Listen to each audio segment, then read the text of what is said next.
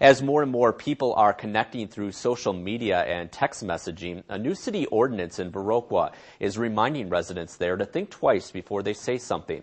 The city council unanimously passed the measure earlier this month. It allows local law enforcement to issue a citation to anyone who sends repeated computer and text messages that are considered harassment. That means messages that seem threatening, annoying, offensive, or humiliating. But this ordinance isn't just keeping adults in check. News 8's Pauline Lee is here to tell us how it can also help students. Cyberbullying continues to be a growing problem, not just schools nationwide, but right here at home, too. And while this new ordinance may present some challenges, especially for students, school officials say it's a step in the right direction. We have had students come in and say, I'm not going to take this anymore. I can't take it anymore from the student. I need some help. Viroqua High School's principal has seen many things change in her nearly 20 years of being an educator. And it's not just the students or the classes. But every once in a while, kids are confrontational with one another, or they were. More confrontational, maybe I would have to break up a fight.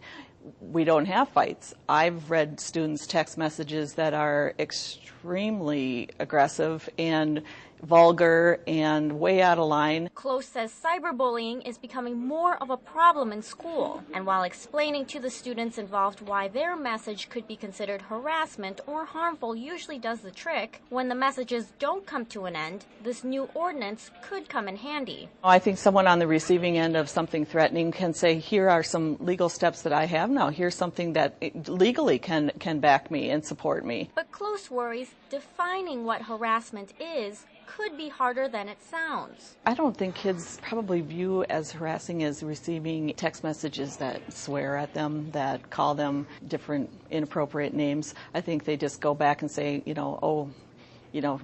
shut up and just leave me alone, or I'm just going to ignore that. There's different levels of harassment, and how a person takes it is, I think, what is going to define what harassment is. And while it can't be easy for teens to ask for help to stop the bullying, Close says all it takes is a little encouragement. I can't say that it's easy. I just think that maybe some kids, students especially, get to a point and say, this isn't working for me on my own. I've ignored, I've confronted, I've done a number of things, and now I need more help. Sure, they want to fit in and they don't want to be the one to tell, but they also want to be safe, and they want their friends to be safe.